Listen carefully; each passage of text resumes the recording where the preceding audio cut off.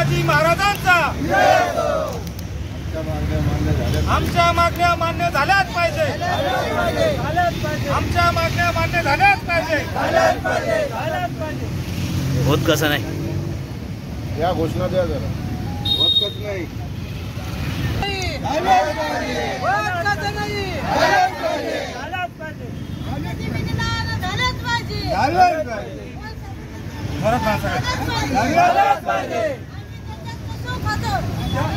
भिल समाज उन्नती सामाजिक संस्था महाराष्ट्र राज्य यांच्या बेमुदत उपोषणाचं आम्ही इथं नियोजन केलेलं आहे जिल्हा अधिकारी कार्यालयासमोर आणि आम्ही जिल्हा अधिकाऱ्याला पण पत्र दिलेले आहे आम्ही SDM साहेबाला पण पत्र दिलेले आमच्या प्रमुख मागण्या अशा आहे भिल समाजाचे जातीचे प्रमाणपत्र हे कमीत कमी पुरावे घेऊन आणि त्यांना ते देण्यात यावा। दुसरी गोष्ट भिल आदिवासी समाज 60 ते 70 वर्षापासून ज्या जागेवर राहत आहे त्या जागेवरून त्यांना हुसकावून लावण्यात आलेलं आहे बऱ्याच ठिकाणी तर त्यांना तिथून हुसकावून न लावता त्यांना ती जागा त्यांच्या नावावर करून त्यांना घरकुल बांधण्यासाठी ती जागा उपलब्ध करून देण्यात यावा। आणि तिसरी मागणी आमची वन जमीन व गायरान जमिनीचे प्रश्न जे प्रलंबित दावे वन हक्काचे दावे जे दाखल केले होते ते प्रलंबित पडलेले आहे ते फक्त नुसतं जातीच्या सर्टिफिकेटमुळे पडलेले आहे ते दावे आज त्यांनी आम्हाला सर्टिफिकेट द्यावा आणि ते सर्टिफिकेट त्याला जोडून ते प्रलंबित दावे निकाली काढण्यात यावा ही पण आमची एक मागणी आहे। आणि आदिवासी ज्या गावामध्ये राहतात त्या गावामध्ये पाझर तलाव आहे ते पाझर तलाव त्यांना मासेमारी करण्यासाठी देण्यात यावा जो काही ठोका पद्धत असेल ते पैसे भरून समजा त्यांना ते देण्यात यावा आणि त्यांचं गावातील त्यांचा रोजगार तिथं उपलब्ध होईल त्यांच्या मुलांना शाळेत शिक्षण भेटेल त्यांचं स्थलांतर होणार नाही या उद्देशाने हा प्रश्न आमचा असा एक प्रश्न आहे। आणि मंजूर झालेले वन हक्क दावे शासनाच्या चुकीमुळं त्याच्यामध्ये क्षेत्र कमी आलेलं आहे काही लोकांना 12 गुंठे तर काही लोकांना 17 गुंठे आणि ही जमीन 4 हेक्टर एवढं त्या JR वर लिहिलेलं आहे तर मग 4 हेक्टर ते असो काही बी पण कमीत कमी 5 एकर जमीन आमच्या आदिवासी शेतकऱ्यांना ही देण्यात यावा वन हक्क दाव्यामध्ये। आणि भिल समाजाची मशानभूमी हे त्याच्यासाठी आम्हाला फार जागा लागते कारण की आमचे दफनविधी करतो आम्ही त्याच्यामुळे आम्हाला जागा जास्त लागते म्हणून आम्हाला ती प्रत्येक गावामध्ये मशानभूमी उपलब्ध करून देण्यात यावा ही पण आमची एक मागणी आहे। आणि आदिवासी काय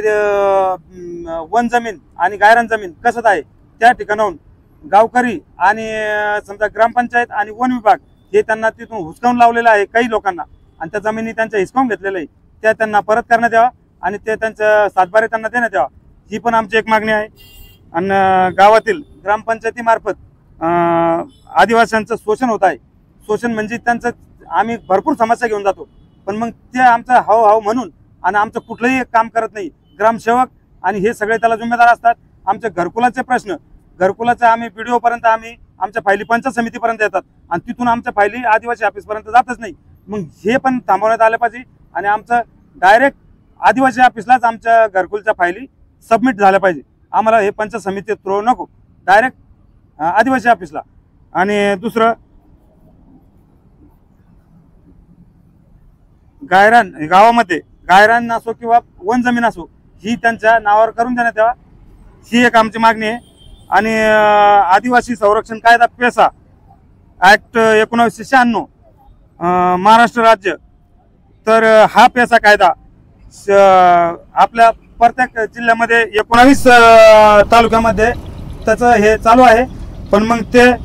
आतापर्यंत आपल्या जिल्ह्यामध्ये त्याला हे केलेलं नाही आहे म्हणून पेसा क्षेत्रामध्ये येतात त्याची अंमलबजावणी आपल्या जिल्ह्यामध्ये पण व्हायला पाहिजे म्हणून आम्ही या ठिकाणी बसलेलो आहे। आणि आमच्या खूप मागण्या आहे अजून पण मग आता त्या आम्ही नंतर करून घेऊ पण मग आमच्या एवढ्या तरी मागण्या पूर्ण व्हायला पाहिजे जर कधी ह्या आमच्या मागण्या पूर्ण नाही झाल्या तर आम्ही इथून उठणार नाही आम्ही बेमुदत म्हणजे आम्ही इथं अमरणाचं उपोषण याचं आणखी बेमुदतचं अमरण मध्ये करून घेऊ। आदिवासी समाजासाठी तुमचा लढा जे चालू आहे हा कुठपर्यंत तुमची लढाई चालू आहे किती दिवसापासून चालू आहे? आमचा लढा खूप दिवसापासून चालू आहे आमच्या अशा काही संघटना याच्यासाठी लढल्या पण आतापर्यंत कुणीही आमच्यावर लक्ष दिलेलं नाही आहे आणि अशा आज बी आता आम्ही जे समजा करू लागलो पण मग आता आम्ही सोडणार नाही आता भरपूर लोकांचा विकास झालेला आहे आणि आम्हीच मागे आहे आमचा समाज मागे आहे हा आज आमचे लोक बरेच ठिकाणी जाऊन बघा तुम्ही, कुपोषित लेकर आहे आमचे, त्यांना खायला भेटत नाही. मग त्याच्यासाठी जर गावातल्या गावात जर रोजगार उपलब्ध झाला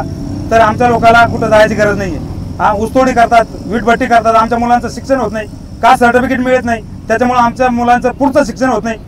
आणि मग याच्यामुळं आम्हाला आटून मारू नका. आम्हाला आमचं जे आमचे मागणे आहे, आमचा जो हक्क आहे तो आम्हाला द्या, नाही तर याचं उग्र आंदोलन होईल खूप मोठं. माझं नाव विनायक पंडित पवार. मी या संस्थेमध्ये महाराष्ट्र राज्य संपर्क प्रमुख म्हणून कार्यरत आहे.